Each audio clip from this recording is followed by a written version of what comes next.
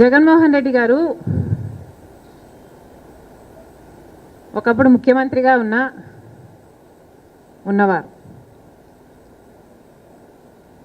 అలాంటిది ఇప్పుడు తాజాగా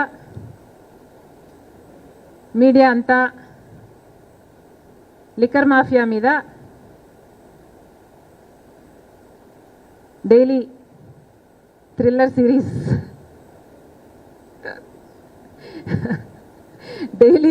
సిరీస్ నడుపుతోంది. దాంతో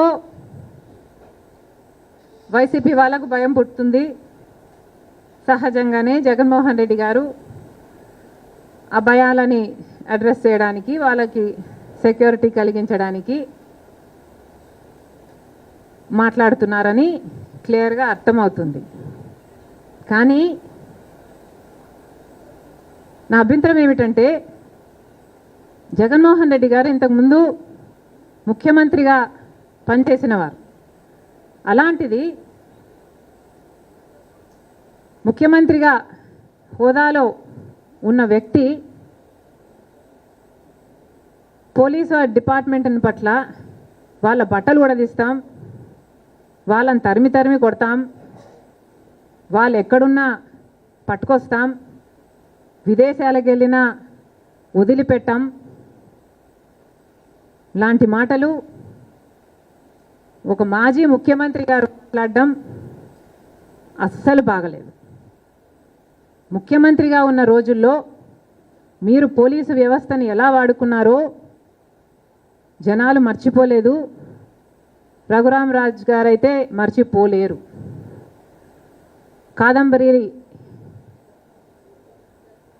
జత్వాల్ లాంటి వాళ్ళు కూడా, వాళ్ళ పేరెంట్స్ కూడా మీ ఐఏఎస్ ఆఫీసర్లను, ఐపీఎస్ ఆఫీసర్లను పంపించి 40 రోజులు వాళ్ళని కిడ్నాప్ చేసినట్టు తెచ్చి 40 రోజులు వాళ్ళని కారణంగా బంధించి ఉంచారు. అలా వాడుకున్న మీరు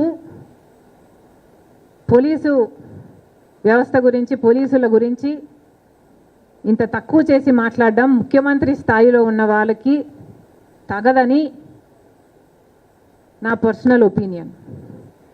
అసలు లిక్కర్ మాఫియా జరిగింది అని మీ మీద ఆరోపణలు ఉన్నాయి.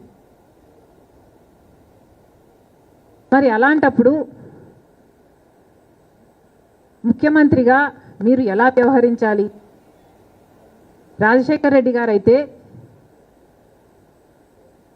ముఖ్యమంత్రిగా ఉన్నప్పుడు లేనప్పుడు కూడా ఎంతో హుందాగా ఆయన మీద ఏదైనా ఆరోపణలు వస్తే మీకు కావాల్సిన ఎంక్వైరీ వేసుకోండి.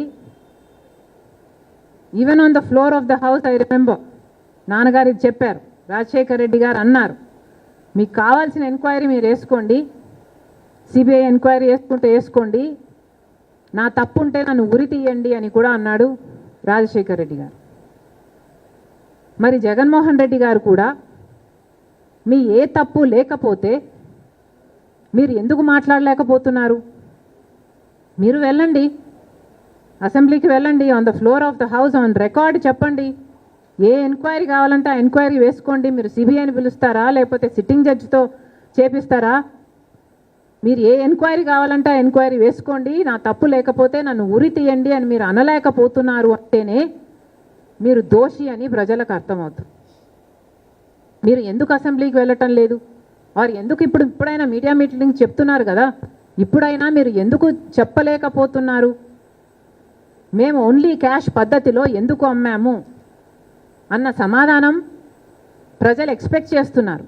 అది చెప్పకుండా నా చుట్టుపక్కల ఉన్న వాళ్ళంతా మంచివాళ్ళు, మచ్చలేని వాళ్ళు, అవినాష్ను కూడా సిబిఐ దోషి అని ఆరోపిస్తుంది. అలాంటి వాడిని పట్టుకొని అమూల్ బేబీ చిన్నవాడు ఏం తెలియదు అని పక్కనే పెట్టుకొని తిరిగిన వాళ్ళు మీరు. మీరు చెప్పే స్టేట్మెంట్లకి మీరు నా పక్కనే పెట్టుకున్నాను వీళ్ళని కాబట్టి వీళ్ళంతా మచ్చలేని మనుషులు అని మీరు ఇచ్చే క్రెడిట్ ఎవరికి కావాలండి? మీరు నిజంగానే నిర్దోషులైతే ఒక పద్ధతి ఉంది, ఈ సిస్టంలో ఒక పద్ధతి ఉంది.